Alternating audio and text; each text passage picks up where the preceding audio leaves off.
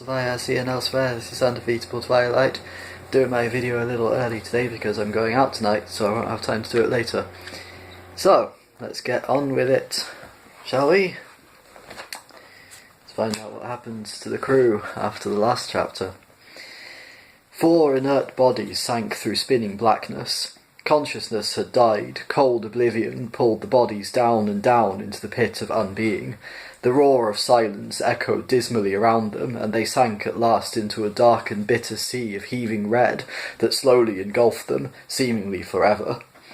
After what seemed an eternity, the sea receded and left them lying on a cold, hard shore, the flotsam and jetsam of the stream of life, the universe, and everything.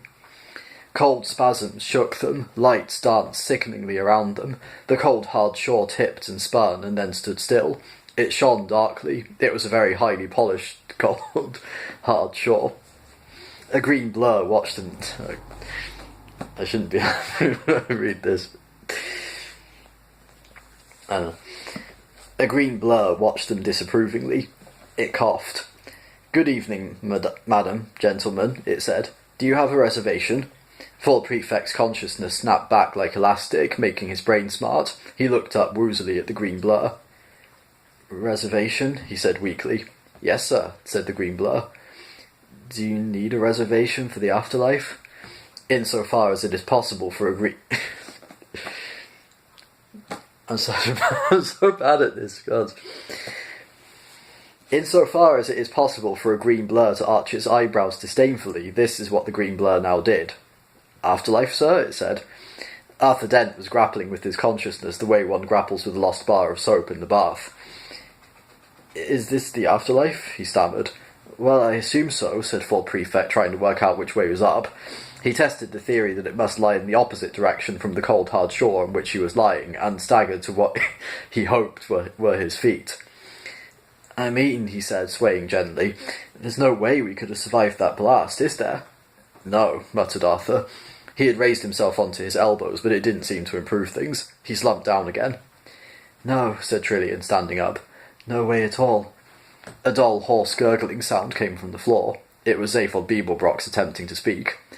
"I certainly didn't survive," he gurgled. "I was a total goner. Wham, bang, and that was it."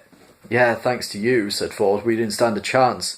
We might have been blown to bits. Arms, legs, everywhere." "Yeah," said Zaphod, struggling noisily to his feet. "If the lady and gentleman would care to order drinks," said the green blur, hovering impatiently beside them. "Kapow! Splat!" continued Zaphod. "Instantaneously zonked into our component molecules." "Hey, Ford," he said, identifying one of the slowly solidifying blurs around him. "Did you get that thing of your whole life flashing before you?" "You got that too?" said Ford. "Your whole life?" "Yeah," said Zaphod. "At least I assume it was mine. I spent a lot of time out of my skulls, you know." He looked around him at the various shapes that were at last becoming proper shapes instead of vague and wobbling shapeless shapes. "So," he said. "So what?" said Ford. "So here we are," said Zaphod hesitantly. "Lying dead." "Standing," Trillian corrected him. "Standing dead," continued Zaphod, "in this desolate restaurant," said Arthur Dent, who had got to his feet and could now, much to his surprise, see clearly. That is to say, the thing that surprised him was not that he could see, but what he could see. "Here we are," continued Zaphod doggedly. "Standing dead in this desolate..." "5 stars," said Trillian. "Restaurant," concluded Zaphod. "Odd, isn't it?" said Ford. Yeah. "Nice chandeliers, though," said Trillian. They looked about themselves in bemusement. "It's not so much an afterlife," said Arthur. "More a sort of après-vie."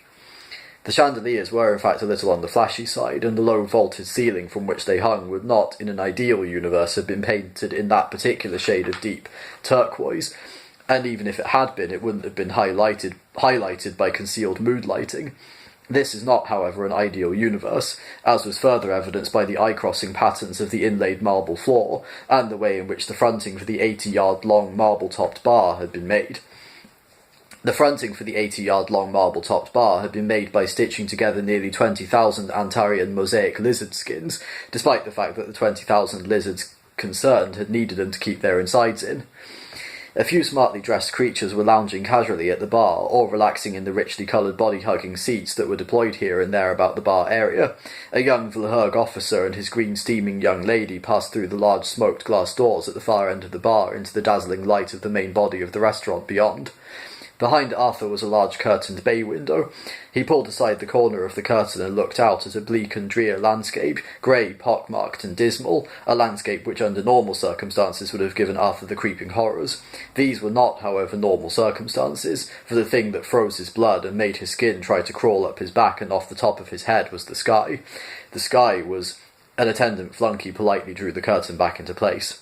"All in good time, sir," he said. Zaphod's eyes flashed. "Hey, hang about, you dead guys," he said.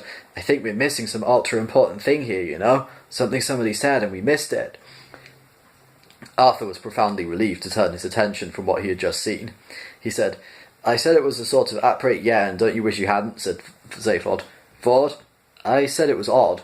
"Yeah, shrewd but dull. Perhaps it was—" "Perhaps," interrupted the green blur, who had by this time resolved into the shape of a small, wizened, dark-suited green waiter, "perhaps you would care to discuss the matter over drinks." "Drinks!" cried Zaphod. "That was it! See what you miss if you don't stay alert."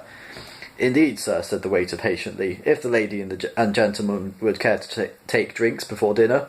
"Dinner!" Zaphod exclaimed with passion. "Listen, little green person, my stomach could take you home and cuddle you all night for the mere idea." "And the universe," continued the waiter, determined not to be deflected on his home stretch, "will explode later for your pleasure." Ford's head swiveled slowly towards him. He spoke with feeling. "Wow," he said. "What sort of drinks do you serve in this place?" The waiter laughed a polite little waiter's laugh. "Ah," he said, "I think sir has perhaps misunderstood me."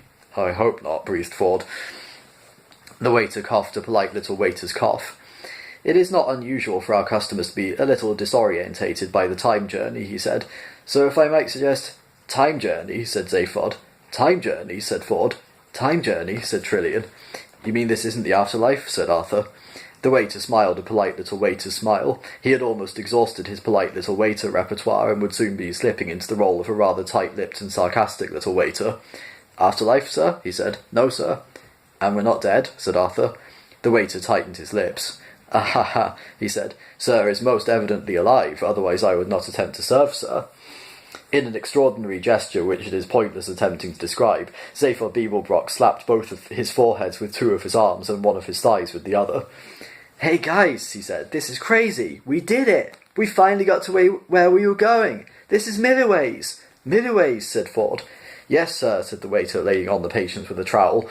"This is Milliways, the restaurant at the end of the universe." "End of what?" said Arthur. "The universe," repeated the waiter, very clearly and unnecessarily distinctly. "When did that end?" said Arthur. "In just a few minutes, sir," said the waiter. He took a deep breath. He didn't need to do this, since his body was supplied with the peculiar assortment of gases it required for survival from a small intravenous device strapped to his leg. There are times, however, when whatever your metabolism, you have to take a deep breath. "Now, if you would care to order your drinks at last," he said, "I will then show you to your table." Zaphod grinned two manic grins, sauntered over to the bar, and bought most of it. Well then, that'll be it for today. So then, I'll see you all next week when we find out what they get up to at the restaurant at the end of the universe, which the title has been already advertised for us. So, should be fun, but like I said, next week. So until then, take care. Remember to like, comment, share and subscribe and all that. Love and peace.